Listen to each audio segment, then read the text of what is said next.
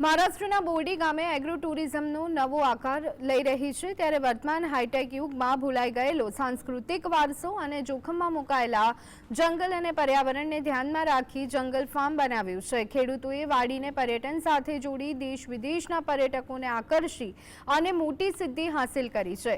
ઝાડ નીચે ચૂલા પર બનાવાતી ચા અને રોટલો પર્યટકોને આકર્ષી રહી છે। ગુજરાતમાં પણ એગ્રો ટુરિઝમને પ્રોત્સાહન આપવામાં આવે તો વાડી અને ખેતીને પ્રાધાન્ય મળી શકે છે। વિદેશી પર્યટકો પણ માને છે કે ભારતમાં સુંદર સ્થળો છે અને પર્યાવરણની જાળવણીમાં સહયોગ આપવો જોઈએ।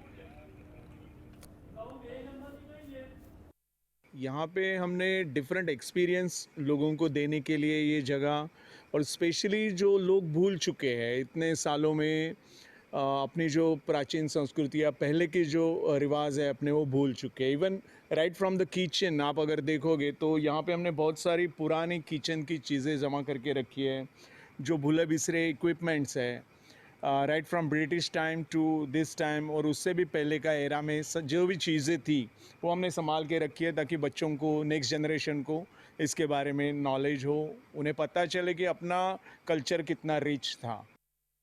કે આપણે સિટી લાઈફમાં એકચ્યુઅલી નેચર સાથે બિલકુલ કનેક્ટ નથી થતા, તો આ એક એવી જગ્યા છે કે જ્યાં એક 2-3 મહિનામાં બી ક્યારે બી એક વ્યક્તિ આવીને 2 દિવસ બી કાઢીને જાય ને તો બેઝિકલી પેલું જે અંદરથી જે વસ્તુઓ ઓછી પડે છે ને એ રિફિલ થઈ જાય આવી જગ્યા પર આવીને। For us, is a one topic the waste, and we try to avoid waste. And in some countries of India, we saw this water machines on the road. It was in Karnataka, I think. To purify the water. Yeah, and so we carry also empty bottles when we find some place to fill up it. It's not necessary to buy a new one.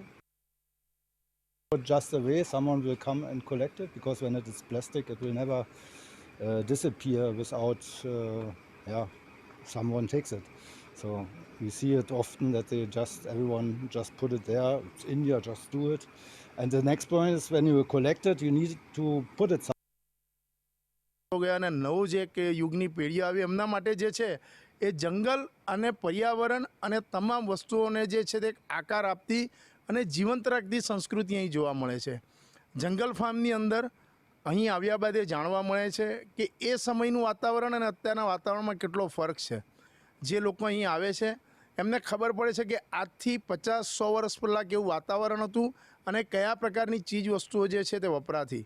જંગલ farm બનાવવાનું કારણ લોકો પર્યાવરણ પ્રત્યે જાગૃત થાય, સંસ્કૃતિ અને આપણે જે જૂનો વારસો છે એને જીવંત રાખે એવો પ્રયાસ કરવામાં આવ્યો છે। રાજેશ પાવસ્કર, GSTV, ઉમરગામ।